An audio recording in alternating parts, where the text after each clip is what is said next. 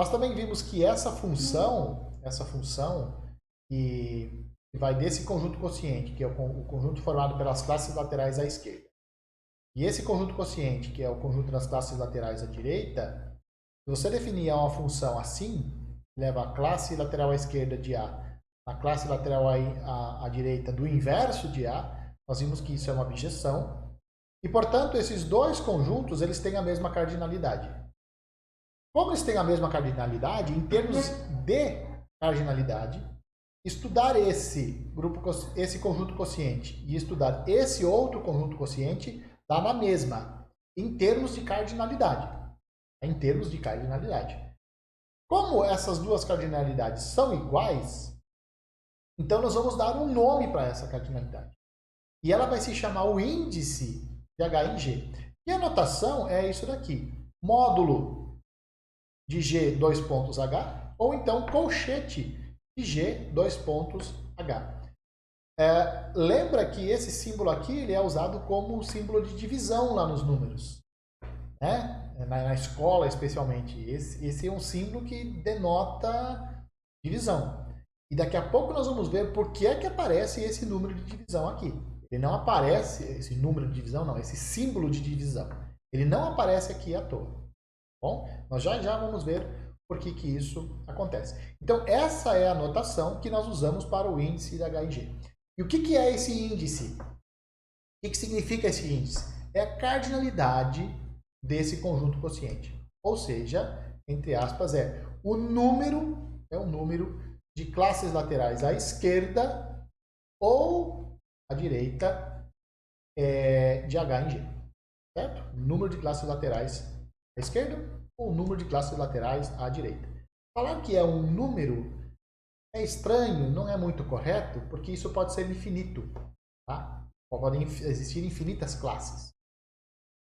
Se tem infinitas classes, você não tem um número, né? Então, por isso que se fala em cardinalidade e não em número.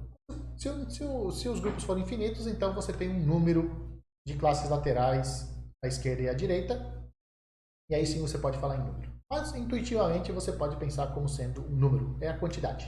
Tá? É uma quantidade. Quantidade de classes é denotado assim, chamado de índice. Bom,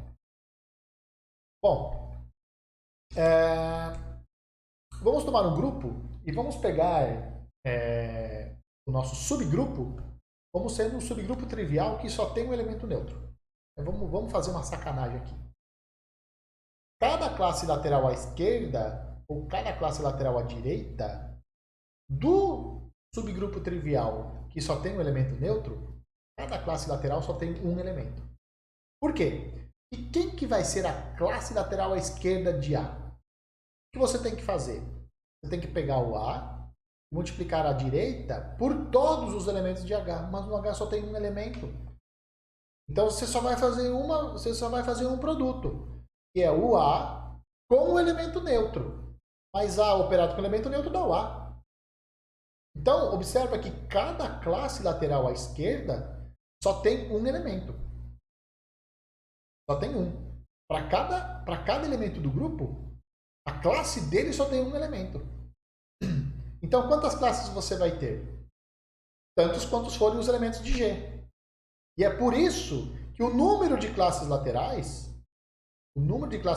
à esquerda, que é o índice, é igual à ordem do grupo. Você vai ter tantas classes quantos forem os elementos do seu grupo. Por causa dessa igualdade que você tem aqui. Cada classe lateral só tem um elemento, que é o próprio A. Agora, outro subgrupo que você poderia tomar, que nós tomamos o subgrupo trivial formado pelo elemento neutro. O outro subgrupo trivial que nós temos é o grupo todo. Poderíamos ter pego esse subgrupo também. Já vimos, são esses dois subgrupos, todo grupo tem. Pelo menos esses dois. O que acontece? Se você pega quaisquer dois elementos do grupo, A operado com o seu inverso, o inverso de A operado com B, isso está em H, que é igual a G. Isso para quaisquer dois elementos. Ou seja, quaisquer dois elementos estão relacionados. todos os elementos estão relacionados. Ora, se todos os elementos estão relacionados, você só tem uma classe. Por quê? Porque, lembra, elementos relacionados produzem classes iguais. Todos os elementos estão relacionados. Então, todos eles produzem a mesma classe. Então, só tem uma classe. Como só tem uma classe, qual vai ser o índice? 1. Só tem uma classe. Certo? Então, para esses dois grupos, nós sabemos exatamente, para esses dois subgrupos, nós sabemos exatamente quais são os seus índices. O índice de G em G é 1, e o índice de G, o índice do subgrupo formado pelo elemento neutro, é a ordem de G. Bom? Aqui você já pode perceber por que aparece essa divisão. É como se G cocientado por G, é como se você cortasse o G com o G. G dividido por G é 1, né? Dali que vem essa notação. Não é isso que está dizendo. Não está dividindo G por G. Não é isso. Não divisão do jeito clássico. Mas é dali que vem a notação. Por isso que a notação é boa. Aqui é como se você pegasse o grupo G e estivesse dividindo por um único elemento.